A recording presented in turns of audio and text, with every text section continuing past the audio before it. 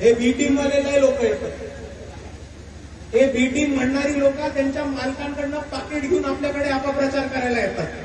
कोणी पैसे घेऊन पाकिट घेऊन आपल्या वस्तीमध्ये, आपल्या तांड्यामध्ये, आपल्या पाड्यामध्ये, आपल्या गावामध्ये आलं तर त्याला आपण बाहेर जाऊ देणार आहोत का? वंचित बहुजन आघाडी भाजपची बी टीम म्हणणाऱ्यांना सुजात आंबेडकरांनी चांगलीच लायकी दाखवली. वंचित आघाडी भाजपची बी टीम म्हणणारी लोक त्यांच्या मालकांकडून पाकिट घेऊन अपप्रचार करण्यासाठी आपल्याकडे येतात. बी टीम म्हणणारे पाळीव लोक पैसे घेऊन आपला अपप्रचार करतात. बी टीम म्हणणारे पैसे घेऊन अपप्रचार करणारे जर गावात आले तर त्यांना सोडू नका. सुजात आंबेडकरांचे ओपन चॅलेंज. आणि या लोकांना त्यांची लायकी दाखवायची असेल तर प्रत्येक जण मीच बाळासाहेब आंबेडकर आहे म्हणून काम करा.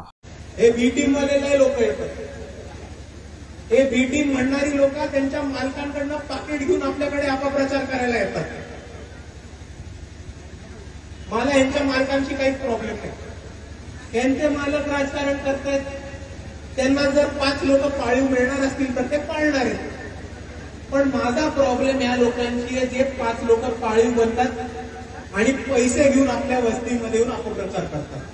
आता मित्रांनो, इकडच्या बांधवांनो, तरुणांनो, मला तुम्हाला एक विचारायचं आहे की जर ह्या निवडणुकीमध्ये, जर या स्थानिक स्वराज्य संस्थेमध्ये कोणी पैसे घेऊन पाकिट घेऊन आपल्या वस्तीमध्ये, आपल्या तांड्यामध्ये, आपल्या पाड्यामध्ये, आपल्या गावामध्ये आलं तर त्याला आपण बाहेर जाऊ देणार आहोत का? आणि म्हणून मी आपल्या सर्वांसमोर परत एकदा एवढीच विनंती करतो की आता येणाऱ्या निवडणुका अतिशय महत्वाच्या आहेत.